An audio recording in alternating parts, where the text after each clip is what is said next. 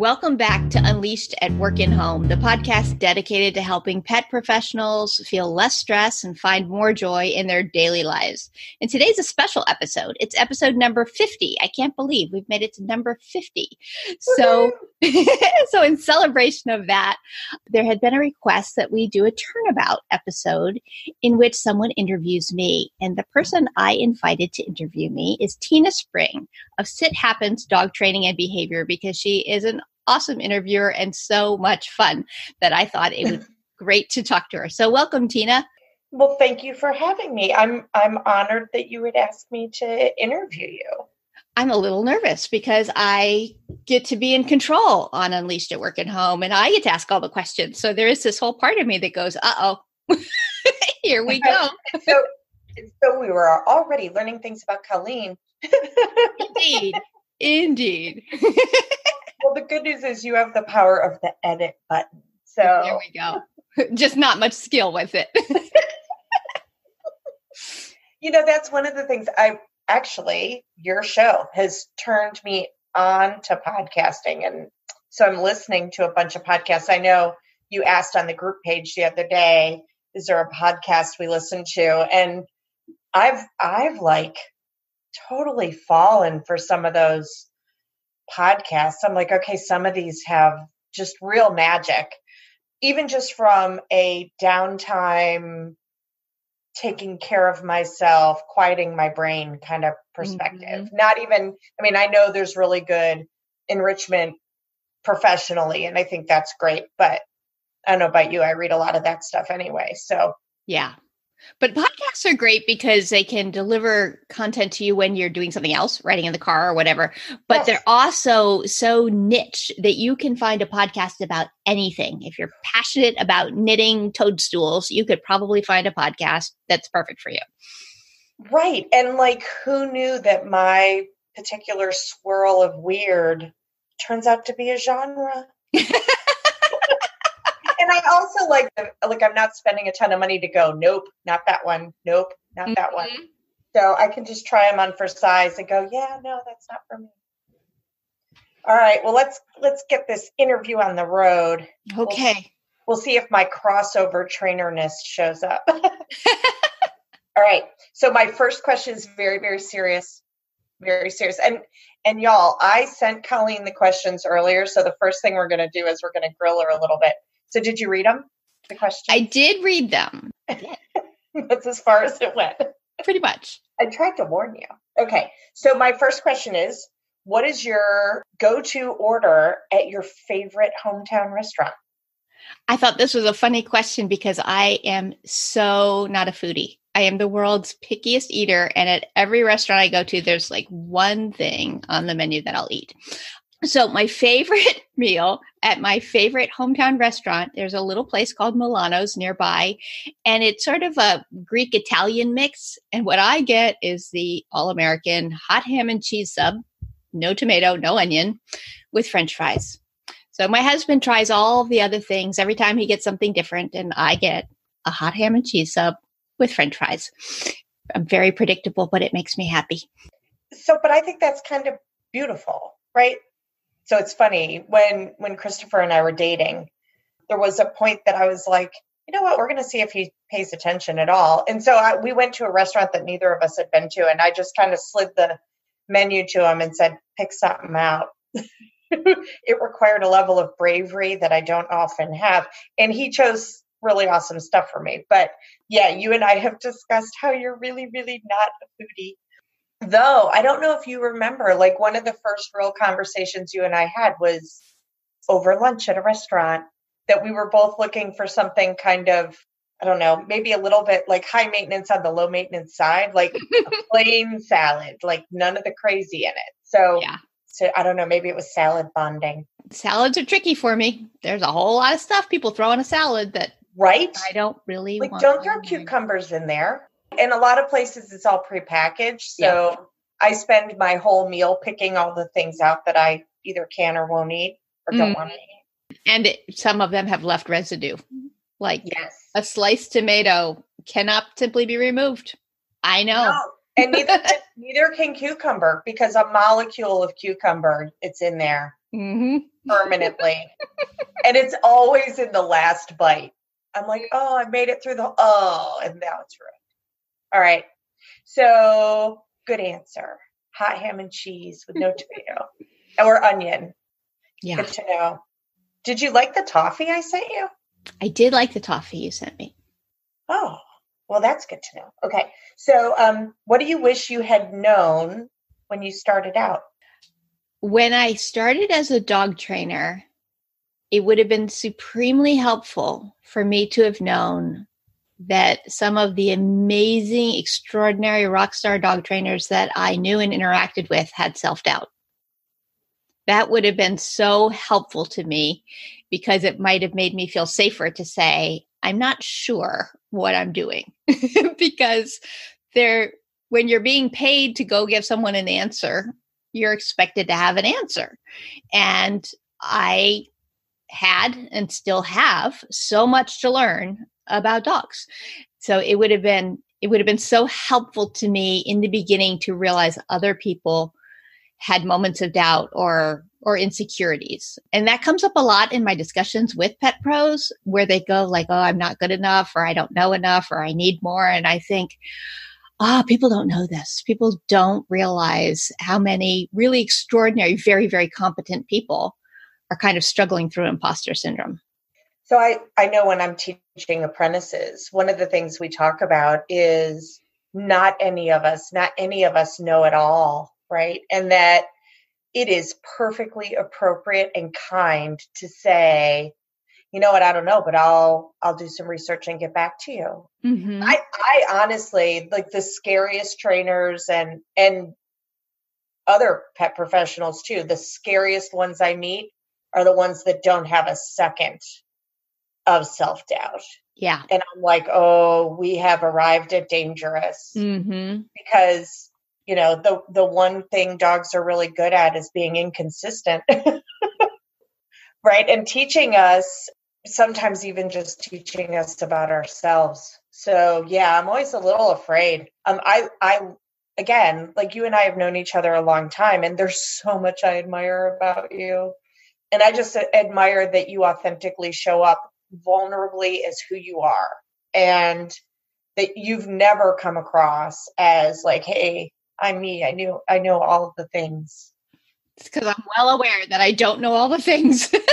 I think you and I are both very clear that it is a practice. It is a practice.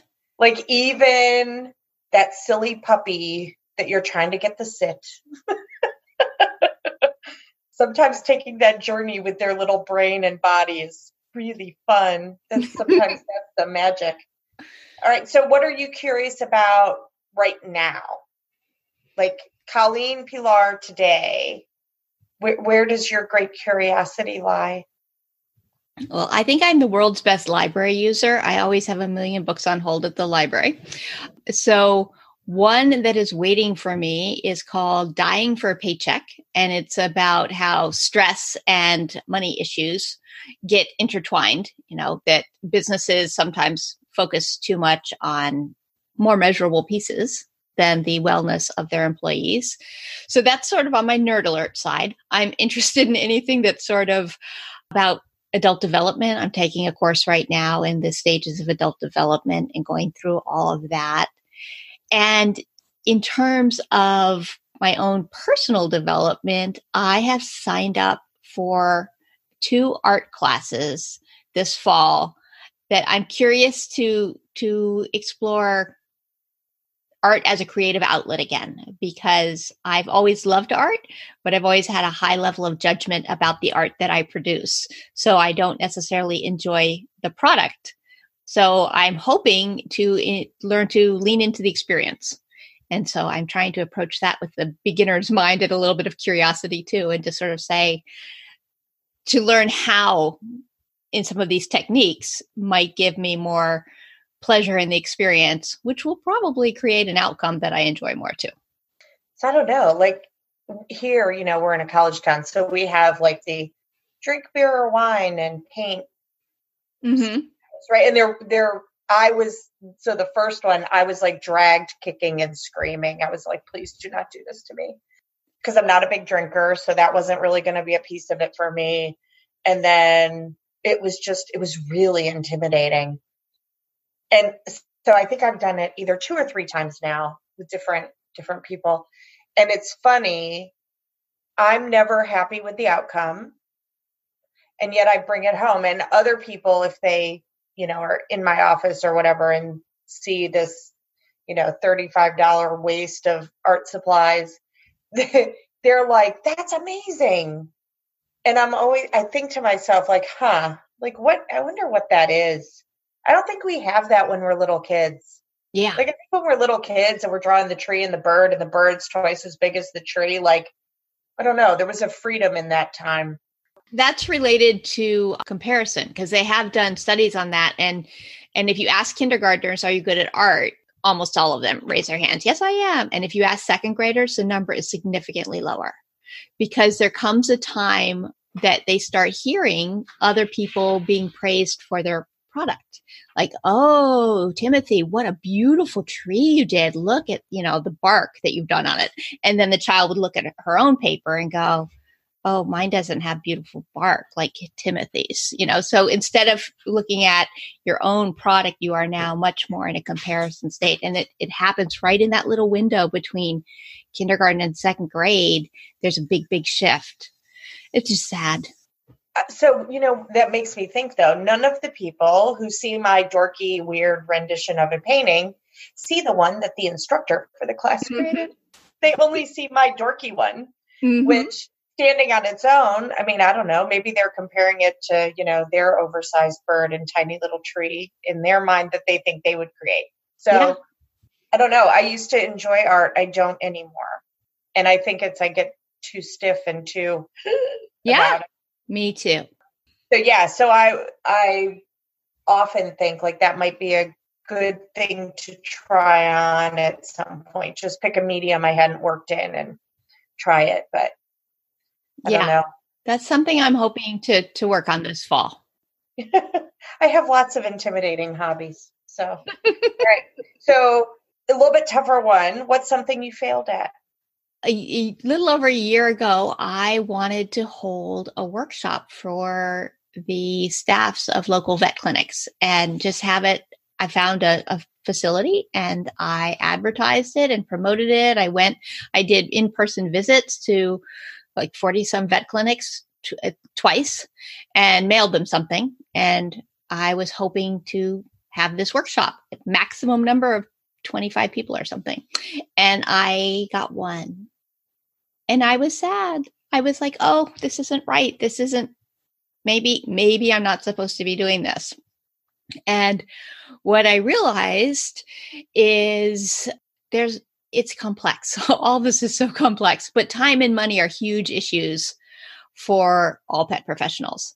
So there were people who were like, this is awesome, but I work on Tuesdays. Oh, okay. Well, it's on Tuesdays. And it was a 3-night thing. It was a 3-part thing because I wanted to give people a chance to try something and come back and share what they'd learned and then come back and share what they'd learned again. So that's me with my perfect vision of how this should be. But it was not familiar to people. It wasn't the typical pattern. It had a set number of times. Like you couldn't come to just one of the 3. You had to come to all 3. And so in the time that I was promoting it and thinking, this is awesome and this is amazing and this is going to be so much fun. And then it flopped. I was discouraged. I felt like, oh, maybe this isn't right. And I think upon reflection, what I realized was the content is right and the audience is right, but the delivery wasn't. I need to find a way to reach people that's easy for people because pet professionals are busy and tired and have tight budgets. And so we've got to make it all very, very easy and actionable. Well, and I think it's scary. Like, am I going to be in a room where I have to talk about all the really crazy, uncomfortable stuff? Right. Because there's a lot of really uncomfortable stuff. There is a lot of really uncomfortable stuff. And I was sort of an unknown for many of these people too. So the one person who signed up is someone who already knew who I was. So she knew that I was not going to put her in a situation where she would be uncomfortable. So I wonder if it's a little bit like what we bump into, like as family pause practitioners, where people don't necessarily think they need help until it's at a like really serious crisis stage. I wonder if there's a little bit of that too. Like, how do you and I have talked about this with like kids and dog stuff, right? The person who's letting their kid hug their really uncomfortable dog over and over and over again. It's really like, I struggle. Like, do you say something? Because they just get mad and it's, and I'm butting in, which I prefer not to do, but it's also really dangerous. And I feel burdened to not do it because everybody's intentions are really good. And yet it's, so that's, I think for lots of us, anything where you're like, you put a bunch of energy and effort in and you're super excited. And then like, that would have been crippling for a lot of people. Proof of your resiliency. Cause that would have been, that's a tough one. It was a tough one. I'm glad you soldiered on. I did because I had more ideas. Like I was able to see what's Susan Garrett's phrase. You either win or you learn,? And so I was like, well, I didn't win, but I did learn. I learned a lot from that. And I had new ideas, and maybe my current ideas won't work. We'll see. But I'm excited about them and diving in with those too. Just awesome. Well, and look at all the contacts you made. Like maybe more farming, less hunting. Mm-hmm. So I know how introverted you are and how difficult it is going to 40 some clinics twice and going, hi, right? I know that was awful. In your car we're going in. I'm going in. It's like, they're not going to kill me. I'm going in. I'm going in. Oh, she sees me so clearly. I can have some sort of food treat when I'm done. All of the I don't have treats. to do this ever again if I just do it this time, right? So because I'm pretty social and I still don't I've been in practice, since the early 1700s, and I don't like going and doing that. Like it's so uncomfortable. Mm-hmm. So bully you. I actually think you won in a whole bunch of ways. So, and honestly, if that's the biggest failure you ever have, like, you go, girl. Because that one person who showed up got a hell of a show and a ton of help. And they all missed out. All right. So what makes resilience in the animal-related services so important? I think one of the biggest challenges is that no matter how much you do, you are never, ever, ever going to serve every animal in need in your community. So you could work 24 hours a day for the rest of your life, and you won't ever get to say, done, yay, I'm done, everything's perfect. And so people are really drawn to the work because they care about their mission, and you can't finish. There's no finish line. We're like cats chasing a laser pointer. There's no win. We get a win. We get this little win, but then we move on because then the laser pointer moved.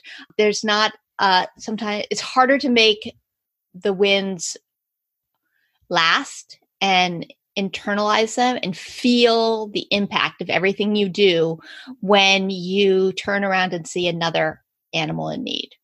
And so I think it starts to wear on people, and they start to feel discouraged, and then often start to wish they cared less. And sometimes with the exhaustion and the tiredness, they do start caring less. They at least wall off the parts of them that care so deeply and don't access those, and become kind of tired, cranky, and often burned out. And if we lose people to other careers, or even worse, to suicide, which happens quite often, we all lose. So if we could find a way to help us all recognize that we're not going to hit the finish line, but that the work we're doing does matter, and to help people see it and feel appreciated. I mean, I think, all pet pros are sort of overworked and undervalued. They're not seeing that the world is going, yay, there's a dog trainer. Yay, there's a vet tech. Yay, a groomer. My gosh, that's amazing. That's not what happens. There are no parades. Right. I've been in practice long enough that I have some families who now are coming back to me like for a third time. Mm-hmm. And I'm always stunned, like at orientation, when they like chime in about some activity and go, okay, y'all, so we thought she was nuts when she taught us this the first time, but this like every day with our dog was better because of this one nugget of information. And if you don't learn anything else from her, learn this. It's weird. It's like an out of body experience. I'm like, wait, you listened to me? Because I think sometimes it does. It feels like stringing beads without a knot in the end. And I think so like our artwork, right? Like all the things that I see that I didn't get accomplished for that dog, or relieved for that dog, or made better for that family, I think that stuff sticks with you more, where it's like, if we could have just nailed this. Yeah. I have tried to reframe it, not so much that I need to care less, because I don't think that would be good, but that I need to maybe adjust my expectations and remind myself what that family and that dog want. Mm-hmm. And sometimes that helps. Sometimes it doesn't. Because sometimes I'm like, what that dog wanted was a completely separate family. And sometimes, honestly, what that family wanted was a completely different dog. But sometimes going, okay, well, better is better. Yes. Progress is progress. Also recognizing that just because we had a conversation that didn't make the shift we were hoping would happen at that time doesn't mean that the shift won't happen. So people need time to think things through and to contemplate and ponder and say, does this work for me? And well, that sounded crazy when she said it, but maybe, or this is now the fourth time I've heard it. And you were the one who said it first. And then on the fourth time they hear it, they go, okay. That they had time to internalize it and absorb. And it's easy for us, I think, to get discouraged of like, I had a conversation and the shift didn't occur. Darn it, I failed. Well, sometimes we are magical and the shift does occur. Which is awesome. And other times it's like, okay, I said, like, I did all the things and it didn't. I think the hardest is when I can see how amazing it could be. Mm-hmm. And then sometimes I see where we land and I'm like, oh, y'all, like you're missing the best of it. Yeah, I think it's tough because I think we can see a different reality than what the family has or can even see. Like they can't see what we see. And so that can be very tough. And, people are busy. They're dealing with so much stuff that we understand the importance of all of the pieces of caring for your animals and making them a part of the family. But there are a lot of people who just don't realize what all that needs to be, right. And I often use the analogy of the plumber. Like that seems to be my go-to one of like, if you just brought a professional plumber into my house, odds are really good that person will be able to walk through the house and have 10 things that they were like, oh my gosh, I cannot believe the sink trap under your kitchen sink is not properly aligned. And I just walk around oblivious all day long, not knowing that is happening.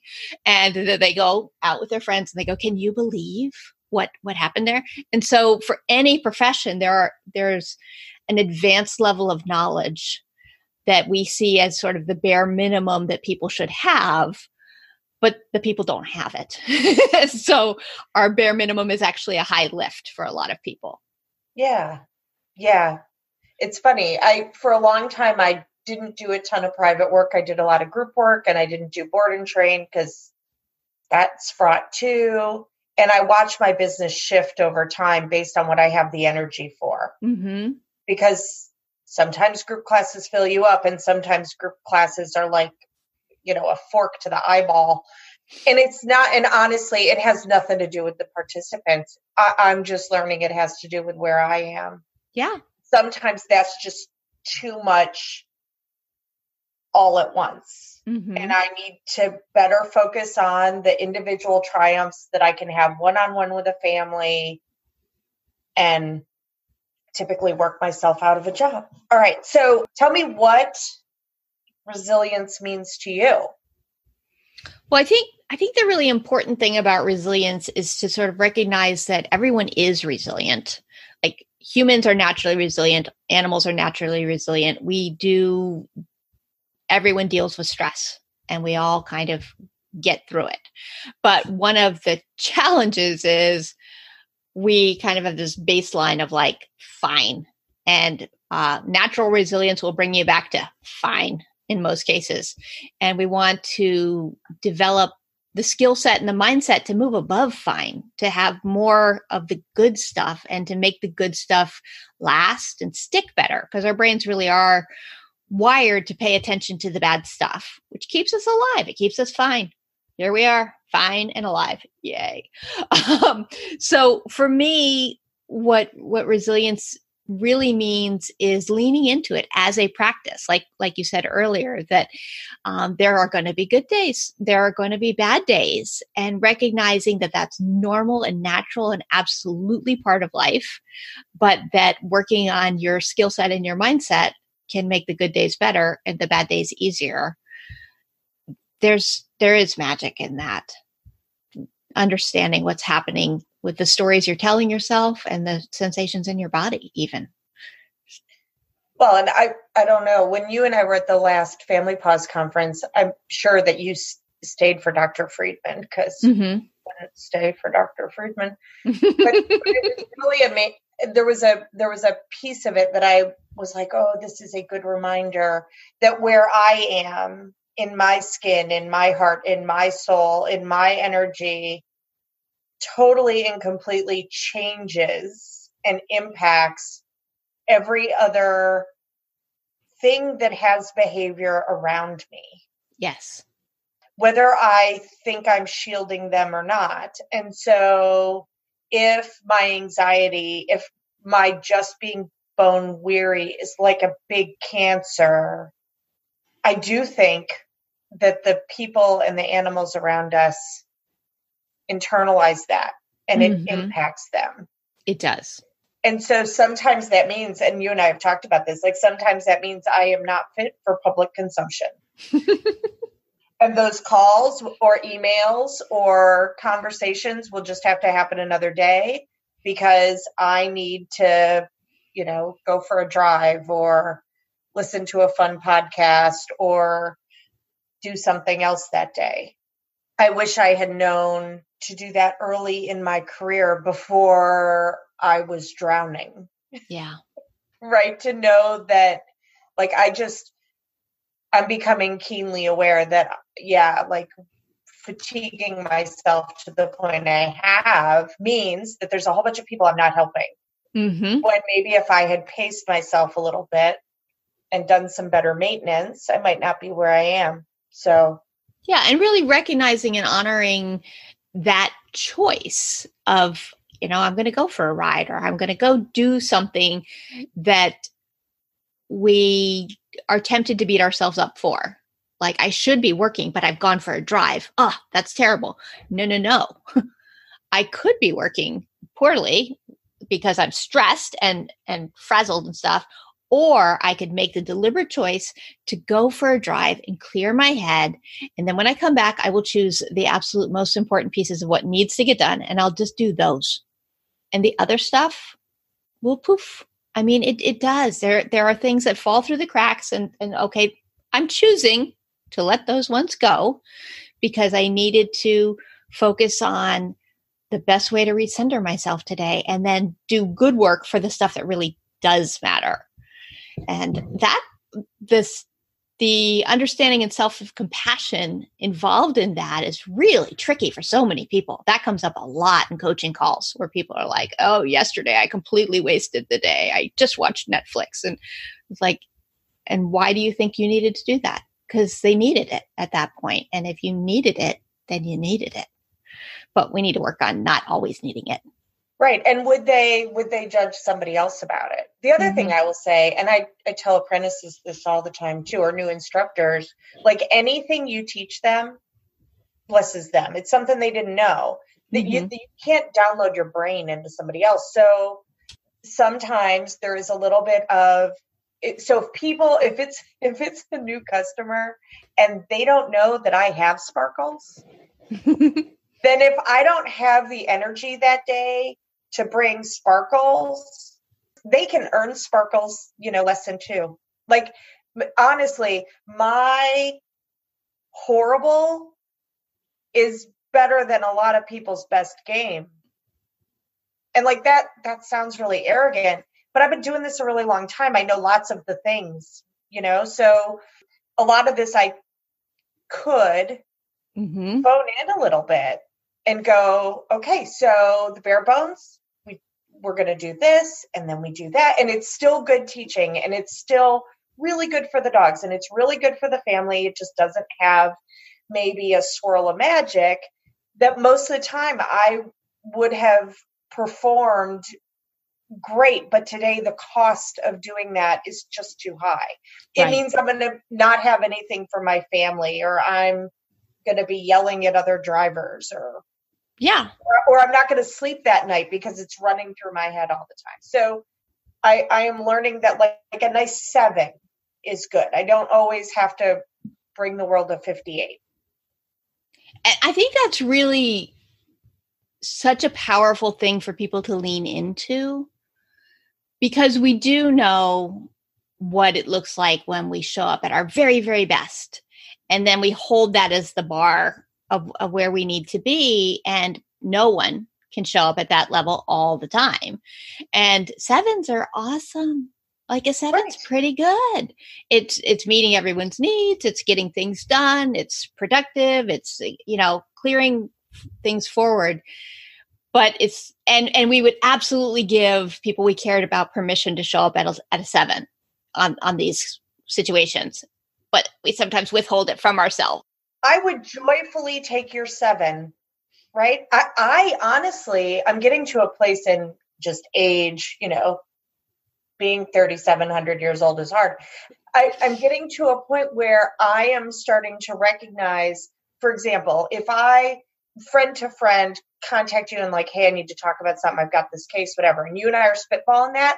I am starting to become keenly aware of the cost of expecting your best work every single time to you. Like often I'm like, you know what? You can totally give me like a solid 5, because your solid 5 is better than most people's 10. So I will joyfully take the 5. Like I don't want to exact a cost on you for helping me. And maybe that's, I don't know, maybe that's like the weird part of adult development. I'm really curious to see what you learn in the adult development class, because that stuff's really interesting. It's very interesting. It's very interesting, because I think for me it was like, and you're an adult. Yeah. And now I'm like, oh, now I'm middle-aged. This is like a total different mess. Yes.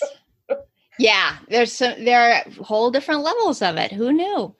And specific characteristics that when you start learning, you start going, that explains so many things I didn't understand before. So yeah, it's very fascinating to see that. But I think the more we can really give ourselves permission to, the awkward thing is we have the phrase do your best, and do your best implies your best, the one with sparkles. It can be the best right now. Just do good. Do good. Right. And I say that, and I work with clients all the time on that. And I will quite honestly say, I totally have moments where I go, wait, that wasn't your very best. What are you thinking? And, so with resilience, one of the pieces is it's a practice. And sometimes you have to stop yourself and catch yourself and go, oh, I got hooked. There I was, hooked and flying away. And now I need to come back and start over. So, I don't know that you and I have ever talked about this. So like I'm a motorsports person, right? I have a Mm-hmm. motorcycle, I have sports cars, and I like that technical, spirited work. And so last year, I went and did an event where I thought, like, I would like to go faster. Like, I would like to be better at this than I am right now. Mm-hmm. But as a motorcyclist, I learned I want to ride at about 70% of my skill. Because if I'm riding on the edge of my skill, if anything goes badly, it's going to be really bad and potentially, life ending or permanently life altering, right? Mm-hmm. And in a driving cage, it's a little bit different. There's a whole lot more stuff to support you and to keep you safe and all that. And I have great gear and my bike is well maintained and all that stuff. And I am careful. I have a rider coach. I do education. Because if you're going to ride something where people try to kill you in their Yukon, it's important to try to be good at that. But I have never, until this moment, thought in terms of, why am I not doing that professionally? Like, if I want to go faster, then that means I need to go do some additional education, so that I can increase my 100%, Mm-hmm. so that my 70% moves up. Right. Not to just use more throttle, which I think if I was to honestly look back at my career, my answer has been use up more of work at 98%. And then that when I'm exhausted and I run out of talent, it becomes life altering or potentially life ending. Yeah. So I am trying to just be patient with me and to go, okay, so you don't have 100% today. Your 100% is 70% of what it used to be. And that is okay. We're just going to navigate through that. Mm-hmm. So, and by investing in learning more and stuff, you can start increasing what your 100% looks like and then what your 70% looks like without overly stressing you, because you can still deliver 70%. But because you've created a bigger 100 for you, because we all have our own measures of these things, that's a really valuable thing to do. And I think ties in so beautifully with resilience. In this case, you were talking about actual skill, but I think resilience is one of these skills because it is a practice. And so when we focus on doing it, then we can weather the storms a little bit better. And we can say, this too shall pass, or everyone goes through this. And there's not really something uniquely special about my moment here of difficulty, because we all have them. And then what will I do? So it's an action-based thought process. So given that situation, whatever it may be, what do I intend to do? And I think for so many of us, when we get tired or discouraged, it's really easy to just do nothing. Like, there's nothing I can do. I can't.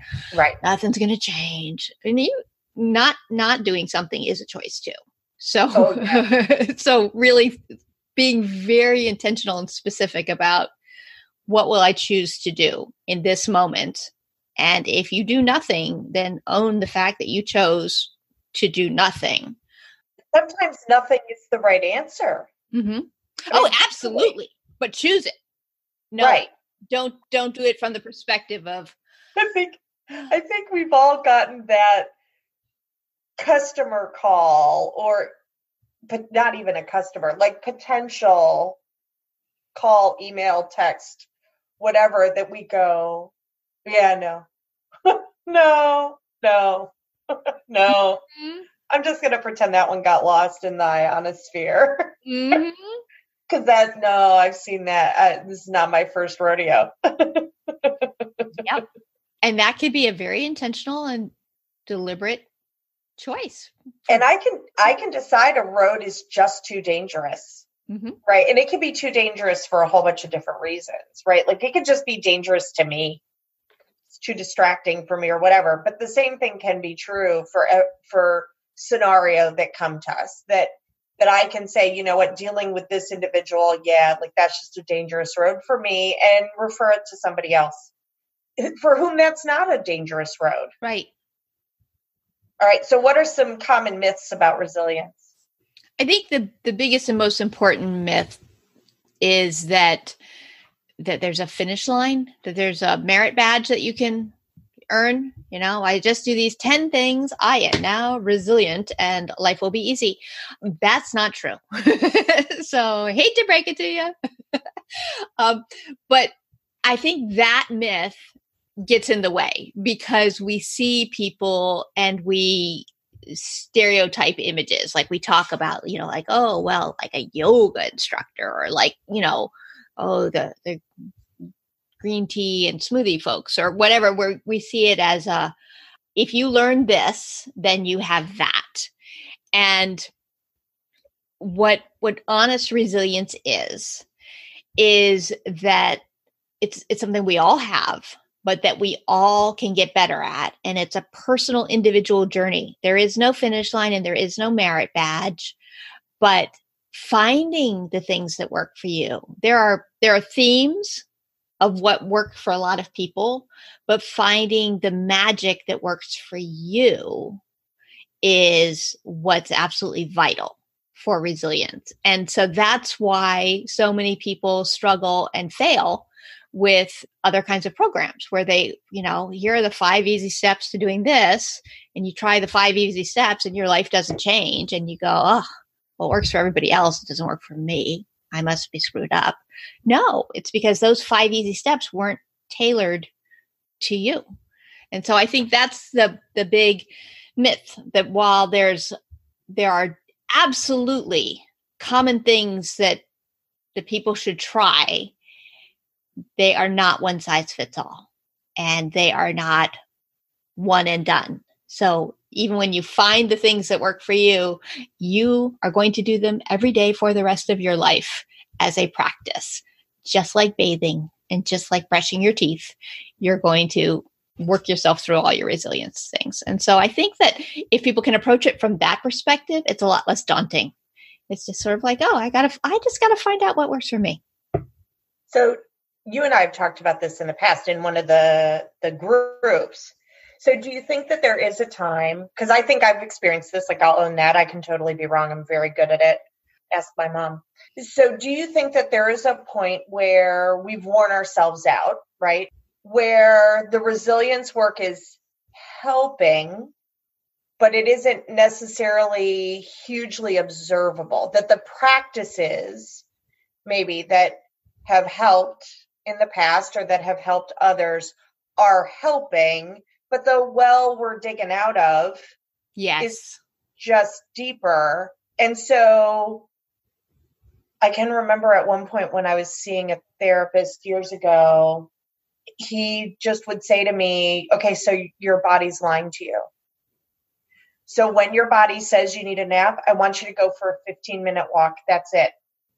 At the end of 15 minutes, if you still want to take a nap, go take a nap. And if you're feeling like you need to stay in and not be around people, I want you to go and have a cup of coffee at Panera and be around people. You don't have to talk to anybody, but be around people for 15 minutes. At the end of that 15 minutes, if you want to go home and not talk to anybody the rest of the day, that's okay. And if your body tells you you're not hungry, I want you to eat something. It doesn't have to be something big. It can be a little gala apple, but eat something. And at the end of 15 minutes, if you're still not hungry, you don't have to eat anything else. And to be quite clear, at that point in my life, I breathed in and out because Justin told me I had to. And I went and sat for 15 minutes by myself at a Panera almost every day because Justin told me I had to. And I went for a walk because Justin told me I had to. And over the course of 6 months, my body stopped telling me all that stuff. Mm-hmm. And I felt better. But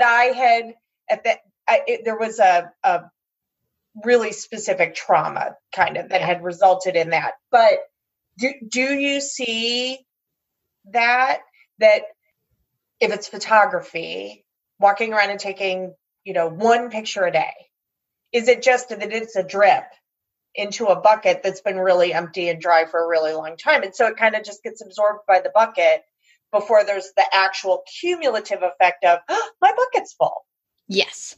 Yeah. There's a whole lot there that I want to respond to. So let me make sure I think my thoughts through. First off, I would say that absolutely is common in that you have to just do bit by bit by bit by bit by bit. And you can feel like you're not making any progress for a long time, but it is changing your brain patterns and your thoughts and things are adding up.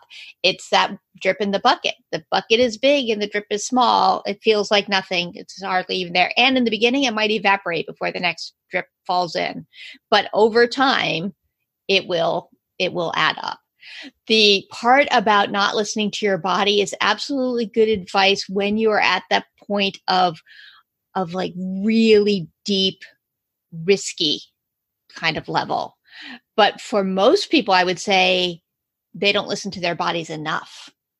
That their body will say, you need a nap, and you go, I don't have time for a nap. Or their body will say, you need something to eat. And they're like, I don't have time for lunch. I'm just going to, grab something. Or their body will say, I'm feeling very sad and upset. And their brain will say, potato chips. And so, but your body is actually having physical sensations that say sad. And instead of saying, well, let's explore sad, we say, let's do something that makes me just feel different. And really exploring the concept of words around physical sensation is really very interesting, because so much of what we describe is sensation. Tickle on your neck, your heart leapt, your throat closed up, you had butterflies in your stomach, your face got all red, you had steam coming out of your ears. These are things that when we are experiencing emotion, our bodies somatically are always talking to us, but we don't always listen. And so having a moment where you just get curious about that and go, wow, I just had a big emotion, whatever it was. Where did I feel it? How did I feel it? Did I have, where in my body did that appear? And was it comfortable or uncomfortable? What did it tell me? Did it make me want to move towards something or away from something? So for your case, I think the counterintuitive advice was very, very good advice for you. For most people, I would say my starter advice would be stop and listen and ask your body, because you've been really good at not listening to your body. Ask your body, what do you need? And then try that first. Yeah. And to be clear, like at that point in my life, I was shattered into a bajillion pieces. Yeah. So the depths of where I was a really, like, I will forever be grateful that they came in after me, because I'm not sure I would have climbed out on my own. And I'm so glad that you got the support you needed.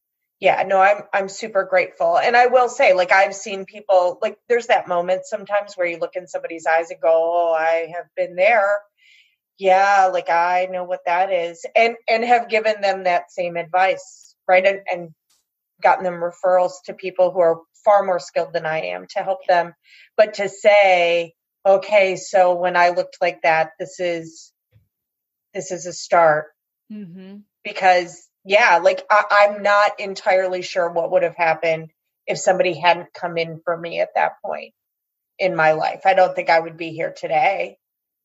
Definitely. That's scary looking back on it. It's terrifying. And from my seat here, where I see all you offer to the world, I think it's a tragedy. And I also know that there are so many pet professionals who feel that way too.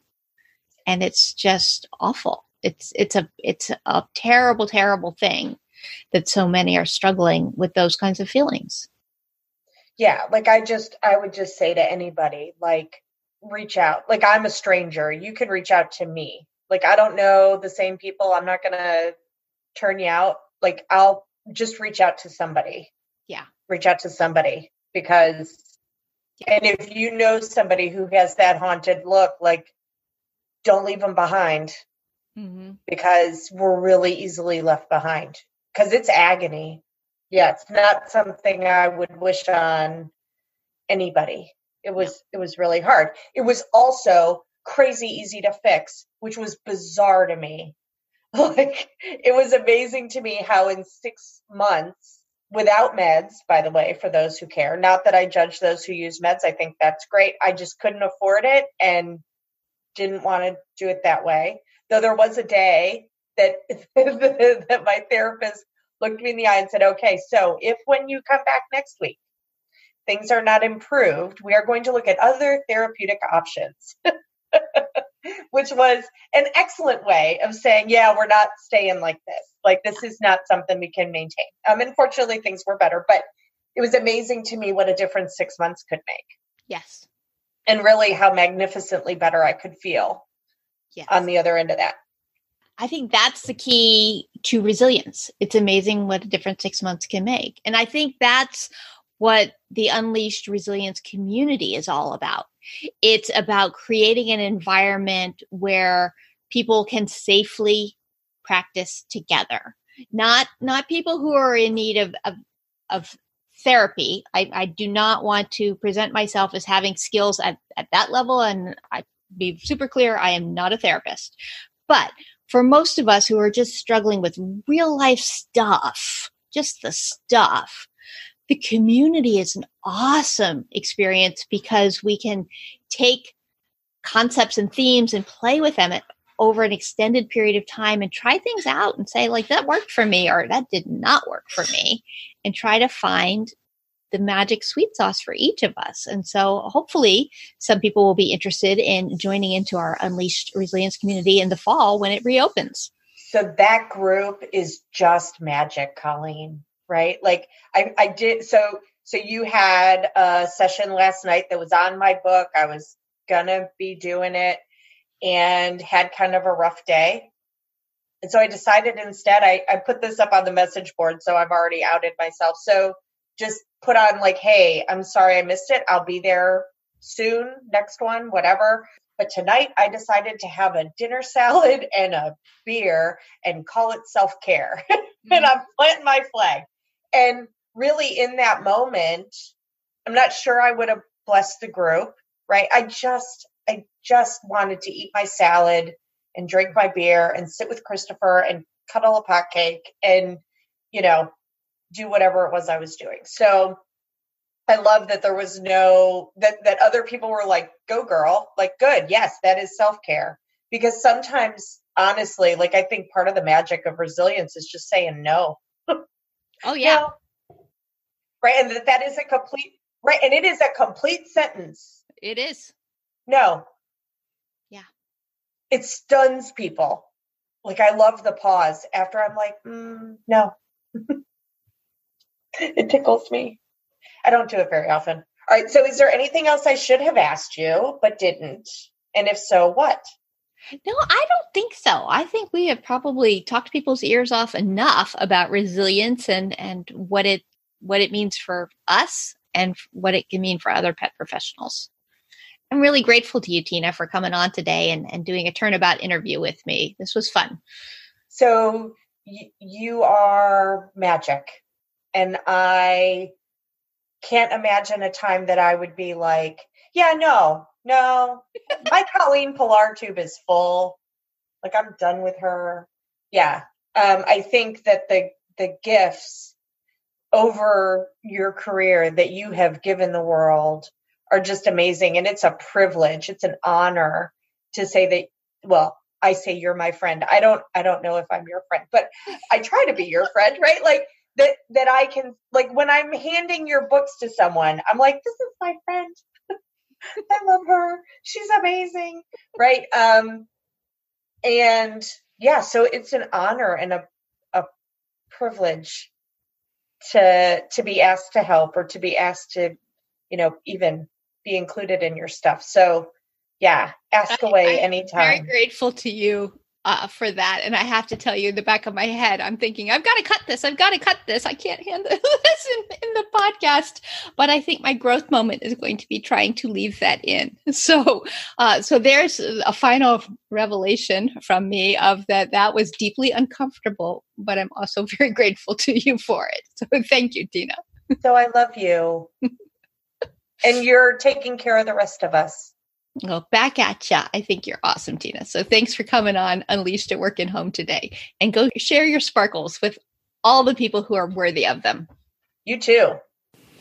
Thanks for listening to Unleashed at Work and Home. Are you looking for ways to feel better fast and make it last? Do you want more actionable ideas and strategies? Would you like to connect with other amazing pet professionals who care about helping animals and creating healthy, fun work cultures? If so, you are going to love the Unleashed Resilience community. Visit ColleenPelar.com/community for more information. I can't wait to see you there.